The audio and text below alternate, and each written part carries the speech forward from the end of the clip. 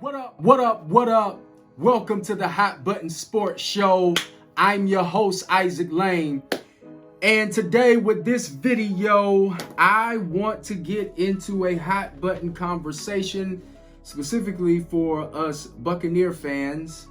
And if you're not a Buccaneer fan, you just might enjoy this video because over the next few days or few weeks, I am going to break down some potentially hazardous, some might even say scary matchup issues for the Tampa Bay Buccaneers in the 2021-22 football season. I've had an opportunity to look at the schedule and to do my best to somewhat dissect it. This, of course, can't be as thorough as possible because we're not quite sure what the final roster, as we speak, as it relates to depth chart for all the teams, including the Tampa Bay Buccaneers, is going to look like. But just from the onset, man, there are, and don't throw stones at me, Bucks, because I am a Buck fan. I am a Brady fan. I ride with the ship, but I'm a realist.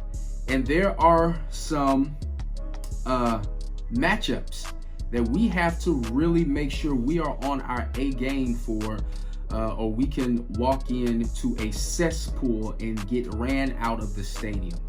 And in my opinion, the scariest matchup is against the Los Angeles Rams.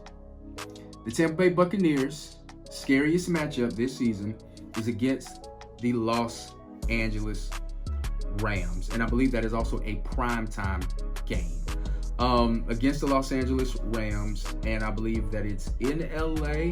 Been looking at a lot of stuff. So wherever we play, whether we play them home or if we play them in LA, it is going to be a matchup that is going to cause us to be on our P's and Q's and bring our A game. So here are, let me see, 1, 2, 3, 4, 5 matchups to pay attention to as we enter into the football season, and specifically 5 key in-game matchups to watch and pay attention to when we play the Los Angeles Rams. The Los Angeles Rams. Where do we begin? Number one, when we play the Los Angeles Rams, it is a scary matchup in my opinion, and we have to come in, full throttle, not sleeping through any quarters or halves. And let me put this disclaimer out there. I'm not saying that the Tampa Bay Buccaneers, not saying that we lose this game. I believe that we win this game, but we got to come with it. And here's reason number one. They traded Jared Goff for a guy named Matthew Stafford. Maybe you've heard of him. If you're a Buccaneer fan, you should know who he is. Why do you say that, Isaac? What's the big deal with Matthew Stafford? Historically, throughout his career, Matthew Stafford has owned the Tampa Bay Buccaneers. Men lie, women lie, numbers don't lie. I had somebody put in the comments on one of my videos when I said they said it depends on whose hands the numbers are in. That's true, but these are factual facts, right? Matthew Stafford has owned the Tampa Bay Buccaneers. Matthew Stafford is 3-1 versus Tampa. 1,294 yards passing, 10 touchdowns, but 7 interceptions. We know this about Matthew Stafford. He's a walking touchdown, but he can also be a little Jameis Winston-ish, right? He can also turn the ball over.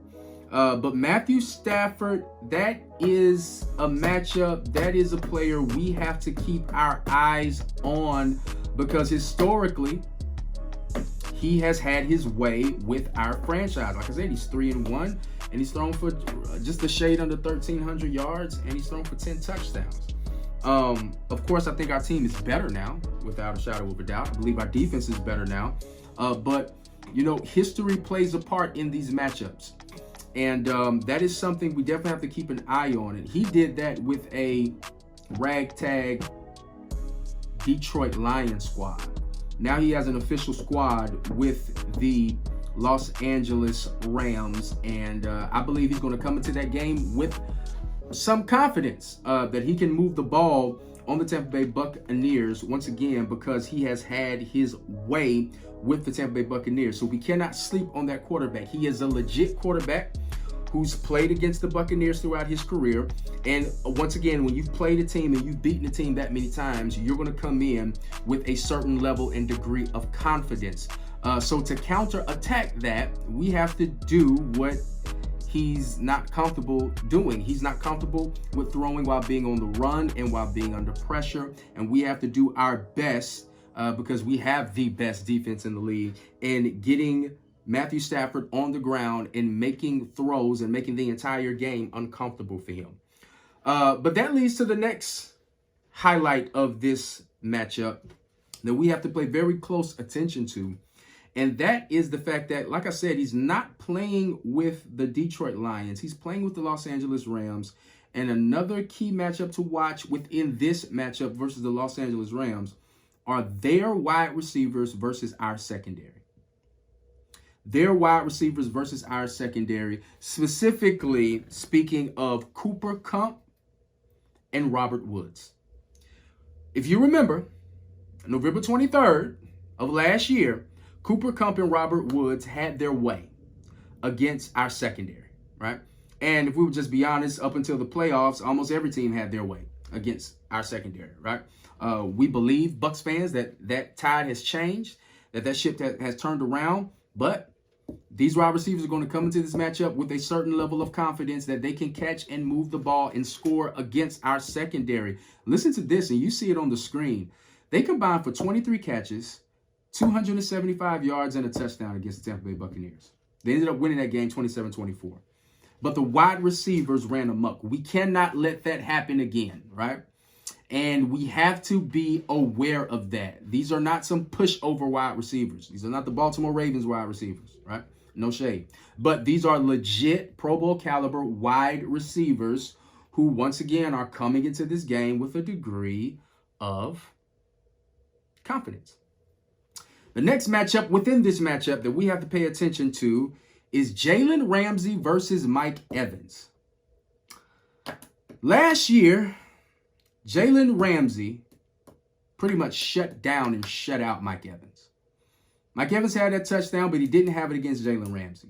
Against Jalen Ramsey, he only had 4 catches off of 7 targets for 40 yards.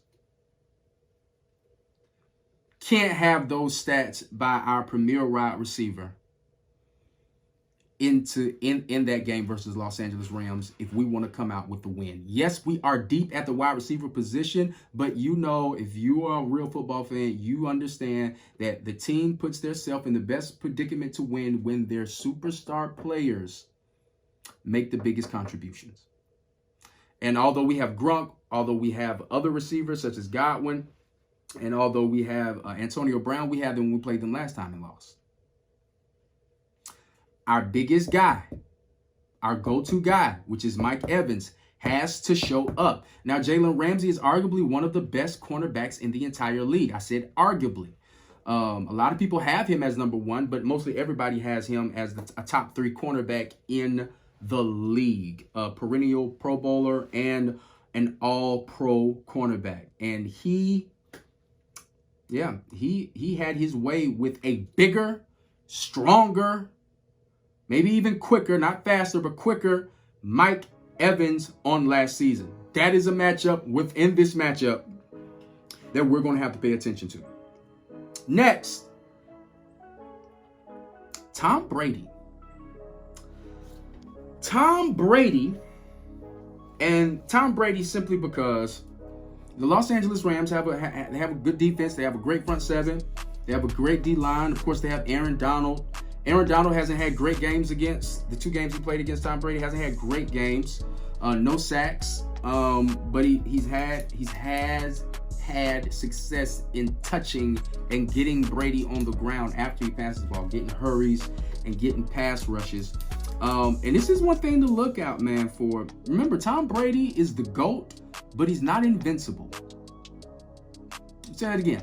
He's the GOAT, but he's not invincible. And against pressure, Tom Brady is not the best. Against pressure, his completion percentage drops from about 71% to 43.8% when under pressure. Tom Brady is a 40% completion quarterback when he is under pressure. So what does that mean? Does that mean that Tom Brady has to become Houdini or Mike Vick and elude pressure? No, he is who he is, right? That means that our offensive line has to definitely show up and do their job against this team and their pass rush. And I have confidence. I have confidence that our offensive line can do that, can answer the challenge. But best believe, coming into this game, the offensive line, the Donovan Smith, the Ali Marpets, the Ryan Jensen, the Tristan Wirfs, whoever we got starting on that, they've got to show up. Because, listen, Tom Brady is who Tom Brady is. He's not a great quarterback under pressure, and that's no knock against him. That's just who he is. We have to make sure that our offensive line shows up, or it could be a long game. And then last but not least, the Rams defense, but specifically against the run. When we played them last year, they held us to 42 yards rushing, and we only had 209 yards passing. I believe that our offense is better. I believe that our running game has more cohesiveness, and we added more wrinkles with Giovanni Bernard. But Bucs fans, this is a matchup that we have to pay attention to, that we have to watch, where we have to come in and not sleep through. We have to be on our P's and Q's. Let me know in the comments, how do you feel about this matchup, honestly? I know you love the Bucs. I know you'll drink Brady's bathwater. I understand that. He's our GOAT. We get that.